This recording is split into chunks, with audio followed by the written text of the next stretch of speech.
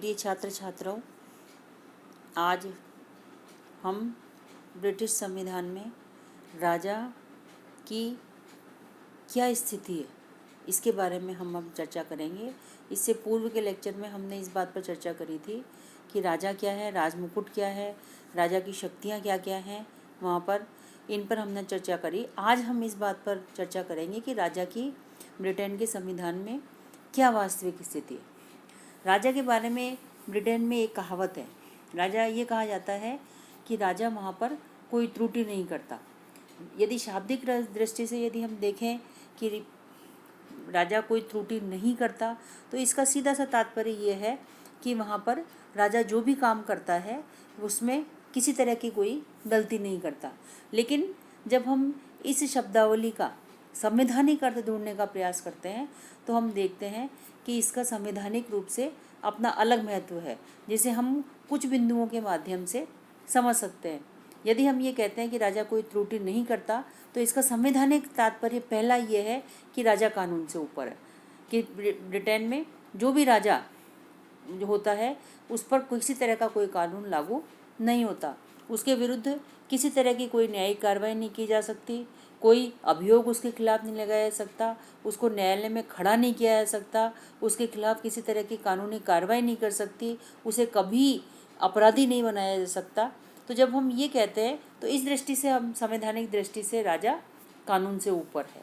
दूसरा, यदि हम माने कि राजा त्रुटि क्यों नहीं करता, इसका संवैधानिक क्या महत्व है, तो इसका ये कि राजा स्वविवेक से कोई कार्य करता ही नहीं है। ब्रिटेन में राजा क्या है, नाम मात्र का औपचारिक प्रधान है।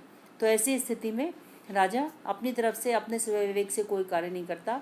उसके कार्यों के लिए कौन करता है वो कार्य? प्रधानमंत्री और मंत्रिपरिषद करती है, जो कि वास्तविक कार्यपालिका के रूप में वहाँ पर कार्य करती है। इसलिए यदि उसके कार्यों के लिए जो भी मंत्री या जो भी प्रधानमंत्री कार्य करता है, जो भी मंत्रिमंडल कार्य करता है, उस कार्य के लिए मंत्रिमंडल और प्रधानमंत्री उत्तरदायी होते हैं, राजा उत्तरदायी नहीं होता, क्योंकि वो खुद कोई कार्य करता नहीं है, स्वविवेक से कोई कार्य वो करता नहीं है। एक तीसरी शब्दावली यदि हम इस रूप में अपनाएं कि राजा क्यों त्रुटि नहीं कर सकता, तो इस दृष्टि से कि राजा जब स्वयं कोई कार्य करता ही नहीं है, तो ऐसी स्थिति में वो किसी दूसरे कार्य के लिए किसी को बाध्य भी नहीं कर सकता।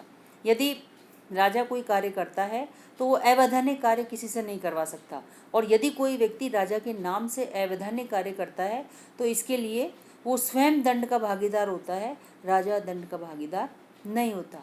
और इसीलिए ब्रिटेन में ये कहा जाता है कि राजा कोई त्रुटि नहीं करता। प्रशासन में आज हम ये भी देखने का प्रयास करेंगे, प्रशासन में सम्राट की वास्तविक स्थिति क्या है। ब्रिटेन में जब हम संसदात्मक शासन प्रणाली की बात करते हैं तो ब्रिटेन में क्या है, संसदात्मक शासन प्रणाली में राजा क्या है, मात्र औपचारिक प्रधान है, और औपचारिक प्रधान होने के कारण वो शासन करता, राज्य करता है, शासन नहीं करता। शासन जो करता है वास्तविक शक्ति उसके पास में होती है। तो प्रधानमंत्री और मंत्रिमंडल वास्तविक शक्ति का उपभोग करते हैं, लेकिन इसके कारण यदि ये कहा जाए कि वो सिर्फ रबड़ की मोहर है, तो ऐसा कहना भी अपने आप में गलत होगा, क्योंकि वास्तविक प्रशासन में वो एक निष्क्रिय इकाई नहीं है, बल्कि वो ब्रिटेन में का प्रमुख होने के नाते ब्रिटिश जनता के हितों की रक्षा करना उसका नैतिक दायित्व है, और अपने इस कर्तव्य की पूर्ति के लिए वो निरंतर अपने प्रभाव का उपयोग करता रहता है। ये प्रभाव का उपयोग, यहाँ हमें शक्ति और प्रभाव में थोड़ा अंतर करना होगा। प्रभाव वो चीज़ है जिसके द्वारा राजा शक्ति का प्रयोग न भी करे तो भी अपना कार्य वो करवा सकता है, और अपने प्रभाव का उपयोग करने के लिए उसके पास में 3 अधिकार है। एक तो है परामर्श देने का अधिकार, यदि राजा किसी को परामर्श देता है तो कोई भी उसके परामर्श को अस्वीकार नहीं कर पाता। दूसरा है उसका प्रोत्साहित करने का अधिकार, वो समय समय पर, चूँकि वो स्थायी कार्यपालिका के रूप में रहता है तो वो समय समय पर लोगों को प्रोत्साहित करता रहता है, तो अपने प्रोत्साहन के द्वारा भी वो अपने प्रभाव को बनाए रखता है। और तीसरा जो महत्वपूर्ण है, चेतावनी देने का अधिकार, यदि वो प्रधानमंत्री को चेतावनी देता है इस बात के लिए कि अमुक कार्य तुमने किया है गलत है और इसका परिणाम अच्छा नहीं होगा, तो कोई भी निर्वाचित सरकार उसकी इस चेतावनी को क्या है, अनदेखा नहीं कर सकती। और यदि वास्तव में हम देखें तो एक बुद्धिमान शासक को इन अधिकारों के अलावा और किसी और अधिकार की जरूरत भी नहीं है। अपने इस प्रभाव को बढ़ाने के लिए वो निरंतर ये कार्य करता रहता है और अपना प्रभाव किस सीमा तक वो एक प्रधानमंत्री पर लागू करता है, ये हम बहुत ज़्यादा औपचारिक रूप से या बहुत वास्तविकता से नहीं कह सकते, क्योंकि निश्चित रूप से भी नहीं कह सकते, क्योंकि इसका कारण ये है कि प्रधानमंत्री और सम्राट की जो वार्ताएं होती है वो एकदम गुप्त रखी जाती हैं, उनमें किसी तरह का कोई दूसरा प्रभाव नहीं होता। तो जब कितना वो प्रभाव कर रहा है, कितना एक दूसरे पर प्रभाव डाल रहा है, ये गुप्त होता है। फिर भी हम ब्रिटेन के इतिहास में कुछ ऐसे उदाहरण हैं जिनके आधार पर ये देख सकते हैं कि राजा अपने अधिकार का निरंतर प्रयोग करता रहता है। जैसे कि 1894 में रोजमरी को विक्टोरिया जो रानी थी उन्होंने प्रधानमंत्री बनाया। ठीक उसी तरह 1957 में जब मिस्र के विरुद्ध असफल सैनिक क्रांति हुई तो उस समय राजा के पास में अनुदार दल के 2 उम्मीदवार थे कि वो दोनों में से किसी को भी अपना प्रधानमंत्री चुने, लेकिन उसने मैकमिलन को चुना। बटलर और वो थे 2, लेकिन दोनों में से उसने किसको चुना? मैकमिलन को चुना। तो ये परिस्थितियों पर डिपेंड करता है कि वो अपने प्रभाव का कितना उपयोग करता है। और यदि कोई विशेष परिस्थिति ब्रिटेन में है तो ऐसी स्थिति में प्रधानमंत्री के चुनाव में भी राजा अपने प्रभाव का प्रयोग कर सकता है और इस अपने प्रभाव को बढ़ाने के लिए उसके पास में कई आधार हैं। जैसे कि व्यक्तित्व, यदि उसका प्रभावशाली व्यक्तित्व है तो वो अपने प्रभाव का उपभोग कर सकता है, और यदि उसका व्यक्तित्व प्रभावशाली नहीं है तो प्रधानमंत्री ज़्यादा शक्तिशाली हो जाता है। दूसरा है अनुभव। अनुभव भी एक ऐसा है जो उसके प्रभाव को बढ़ाता है, क्योंकि राजा एक निरंतर लंबे समय तक कार्य कर रहा है। तो ऐसी स्थिति में यदि वो जो कार्य कर रहा है तो उसको लंबे समय का अनुभव है, जबकि प्रधानमंत्री या जो भी आता है वो एक निश्चित कार्यकाल के लिए आते हैं। तो ऐसी स्थिति में उसका अनुभव भी उसके प्रभाव को बढ़ाने में सहायक है। तीसरा है राजनीतिक निष्पक्षता। जब भी किसी एक क्योंकि राजनीतिक दलों के द्वारा सरकार बनाई जाती है, प्रधानमंत्री और मंत्रिमंडल जो भी होते हैं वो राजनीतिक दल से संबद्ध होते हैं, लेकिन राजा किसी राजनीतिक दल से संबद्ध नहीं है। किसी भी तरह की सरकार बने उसका निष्पक्षता दोनों के प्रति है, उसके लिए दोनों दल समान है। तो ऐसी स्थिति में वो दोनों दल उसको क्या है उतना ही महत्वपूर्ण मानते हैं, उतना ही उसको सम्मान देते हैं, इसलिए भी राजा अपने प्रभाव को बना कर रख सकता है। एक दूसरा संसदीय शासन प्रणाली में कार्य पद्धति ऐसी है, क्योंकि संसद में कार्य प्रणाली में मंत्रिमंडल की सभी इकाइयाँ जो है, सभी तरह की जितने भी मंत्रिमंडल में निर्णय लिए जाते हैं उनकी जानकारी प्रधानमंत्री किसको देता है? राजा को देता है।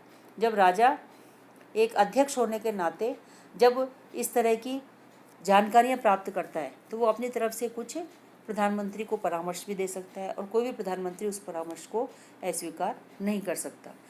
पांचवा उसके प्रभाव को बढ़ाने का है उसके पद की महत्ता। राजपद एक ऐतिहासिक महत्व की संस्था है, अतः अपने पद की गरिमा हेतु राजा जो भी परामर्श देता है प्रधानमंत्री और मंत्रिमंडल उसको मान ही लेते हैं। एक और प्रश्न ब्रिटेन में उठता है कि ब्रिटेन में राजपद का क्या औचित्य है, कि ऐसे समय में जब पूरे विश्व में लोकतंत्र का बोलबाला है तो ऐसी स्थिति में क्यों वहाँ पर राजपद को आज तक बनाए रखे हुए हैं, क्यों राजा को वहाँ पर बनाया रखा हुआ है? तो इसके लिए भी बहुत सारे कारण हमें दिखाई देते हैं, जिनमें से कुछ कारणों पर हम यहाँ चर्चा करेंगे। सबसे पहला कि ये एक ऐतिहासिक महत्व की संस्था है कि ब्रिटेन में जो राजा है वो लंबे समय तक कार्य कर रहा है। कम से कम 1200 वर्षों का वहाँ पर इतिहास है जब वहाँ पर राजपद कार्य करता रहा है। तो वहाँ की जनता में रच बस गया है वो, इसलिए भी वहाँ पर लोग उसका सम्मान देते हैं। दूसरा, विक्टोरिया के समय से ही वहाँ पर बहुत सारे ऐसे सम्राट हैं जिनका प्रभावशाली व्यक्तित्व रहा है, जिन्होंने सक्रिय भूमिका भी निभाई है, इसलिए भी राजा क्या है इस पद को बनाए रखा गया है। एक तीसरा जो हम सबसे महत्वपूर्ण कारण मान सकते हैं वो ये है कि राजा वहाँ पर राजपद का लोकतंत्रीकरण हो गया है, कि राजा ने कभी जोर जबरदस्ती नहीं की। क्योंकि ब्रिटेन का संविधान विकसित संविधान है, तो जो जैसी परिस्थिति आई राजा ने उस परिस्थिति को सहर्ष स्वीकार किया, और सहर्ष स्वीकार करने के कारण लोगों की उसके प्रति सम्मान की भावना बढ़ गई। अब उनके मन में ये आता ही नहीं है कि हम राजा को हटा दें। यदि राजा कठोर होता, यदि राजा अत्याचारी होता तो जनता के मन में ये बात आती, लेकिन उन्होंने समय और परिस्थिति के अनुसार अपने आप को अनुकूल ढाला, इस वजह से वहाँ पर राजतंत्र बना हुआ है। एक और राजा के व्यक्तिगत अधिकार। राजा के बहुत सारे व्यक्तिगत अधिकार है संसदीय शासन प्रणाली में, जैसे कि सदन की बैठकें आमंत्रित करना, अधिवेशन बुलाना, अधिवेशन स्थगित करना, और ये ऐसे कार्य हैं, भले ही औपचारिक काम हो, लेकिन इससे उसका महत्व बढ़ता रहता है और उसका प्रभाव में वृद्धि होती रहती है। राजपद का क्यों औचित्य है? क्योंकि राजपद सर्वोच्च सलाहकार के रूप में वहाँ पर कार्य करता है। राजा के पास में इतना अनुभव होता है कि वो ज्ञान और अनुभव के द्वारा जो भी प्रधानमंत्री चुने जाते हैं उनको समय समय पर परामर्श देता रहता है, जो इस परामर्श का प्रभाव भी उस पर पड़ता है। एक और कारण जिसके कारण हम राजपद को औचित्य को बनाए रख सकते हैं कि राजा एक मध्यस्थ की भूमिका निभाता है। कि ब्रिटेन में सम्राट का व्यक्तित्व ऐसा है कि राजनीतिक दृष्टि से वो भले ही निष्क्रिय हो, लेकिन ब्रिटिश राजनीति में मध्यस्थ की भूमिका उसके द्वारा निभाई जाती है, जिसके कारण भी राजपद का औचित्य वहाँ पर है। एक सम्राट ब्रिटिश राज की एकता का प्रतीक है। पूरे ब्रिटेन में जब राजा देखा जाता है तो राजा किसका राजा है? ब्रिटेन का राजा है, तो वो एकता का प्रतीक भी मानते हैं वहाँ पर लोग, इसलिए राजपद को आज तक बनाए रखा हुआ है। ब्रिटेन के अंतर्राष्ट्रीय महत्व का भी साधन है राजा, और इसके पीछे सबसे बड़ा कारण है कि ब्रिटेन ने एक लंबे समय तक पूरे विश्व के विभिन्न देशों पर राज्य किया, विभिन्न देश उसके उपनिवेश रहे हैं। तो ऐसी स्थिति में अंतर्राष्ट्रीय स्तर पर भी ब्रिटेन का राजा, और जब इस तरह की व्यवस्थाएं वहाँ थी तब राजा ही शासन कर रहा था, तो ऐसी स्थिति में और देशों में भी ब्रिटेन के राजा के प्रति एक अलग भाव दिखाई देता है। दूसरा एक और कारण कि सम्राट का सामाजिक व्यक्तित्व। ब्रिटेन का जो सम्राट है उसका अपना सामाजिक व्यक्तित्व है। जिस समारोह में वो जाता है उसकी शोभा बढ़ जाती है। सम्राट किसी भी समारोह में पहुंच जाए तो उसकी शोभा बढ़ जाती है। सम्राट के जो व्यक्तिगत काम होते हैं, जो विभिन्न मीडिया है उसको प्रसारित करता है, तो लोगों में उसके प्रति रुचि बनी रहती है। एक और राजपद का मनोवैज्ञानिक महत्व। लोग ये मानते हैं कि राजा हमारा है, तो ऐसी स्थिति में मनोवैज्ञानिक दृष्टि से भी उन्होंने राजा को अपने मन में स्वीकार कर रखा है। निरंतरता और स्थायित्व का प्रतीक है। सम्राट का पद निरंतरता और स्थायित्व का प्रतीक है। वहाँ पर जो भी क्रांतिकारी परिवर्तनों के विरुद्ध वहाँ पर जो भी हैं उसने क्या है, राजा के एकता चाहते हैं वहाँ पर। संसदीय प्रजातंत्र में राजपद की उपयोगी भूमिका, कि संसदीय प्रजातंत्र में राजा की उपयोगी भूमिका है, इसलिए भी राजपद का वहाँ पर औचित्य है। एक और प्रश्न हमारे दिमाग में उठता है और आज अक्सर इस पर विचार किया जाता है कि क्या राजा निर्वाचित राष्ट्रपति, जो वहाँ का राजपद है, वो निर्वाचित राष्ट्रपति का विकल्प हो सकता है? यदि हम इस प्रश्न पर विचार करें तो हमें लगता है कि कोई भी निर्वाचित राष्ट्रपति वहाँ पर उसका विकल्प नहीं हो सकता, और इसके पीछे सबसे बड़ा कारण है कि ब्रिटिश शासक है वो राष्ट्रमंडलीय देशों का अध्यक्ष होता है, ब्रिटिश सम्राट। यदि वहाँ पर निर्वाचित कोई राष्ट्रपति चुना जाएगा तो वो सिर्फ ब्रिटेन का होगा, राष्ट्रमंडलीय देशों का निर्वाचित अध्यक्ष वो नहीं हो सकता। दूसरा, निर्वाचित व्यक्ति दलगत भावनाओं में फंस जाता है, अपने दल के प्रति उसके में विशेष भावनाएं होती हैं, तो वो पूरे राष्ट्र के बारे में विचार नहीं कर सकता। इसलिए भी कभी भी निर्वाचित व्यक्ति वो राजा का विकल्प नहीं हो सकता। एक निर्वाचित व्यक्ति की अपनी महत्वाकांक्षाएं होती हैं, अपनी वो होती है। जो औपचारिक प्रधान है उसकी अपनी महत्वाकांक्षा नहीं होगी, लेकिन एक निर्वाचित व्यक्ति उसकी अपनी राजनीतिक कितनी महत्वाकांक्षाएं होती है कि फिर वो उन महत्वाकांक्षाओं के चक्कर में फंस जाता है, वो पूरे देश पर ध्यान नहीं दे पाता। इसलिए भी एक निर्वाचित व्यक्ति कभी भी राजा का स्थान नहीं ले सकता, क्योंकि इससे परंपराओं का भी उल्लंघन होगा। यदि राजा निर्वाचित भी होगा तो वो दलगत आस्थाओं से ऊपर नहीं उठेगा, वो सीमित कार्यकाल के लिए होगा, एक निश्चित समय के लिए चुना जाएगा। जबकि राजा एक लंबे समय से चल रहा है, उसका जो अनुभव है, उसकी प्रति जो निष्पक्षता है, वो लोगों के मन में इतनी रच बस गई है कि वो उसको उसी रूप में स्वीकार करते हैं। इसलिए एक निर्वाचित राष्ट्रपति राजपद का विकल्प कभी भी नहीं हो सकता। आज हम इतना ही विचार करेंगे। धन्यवाद।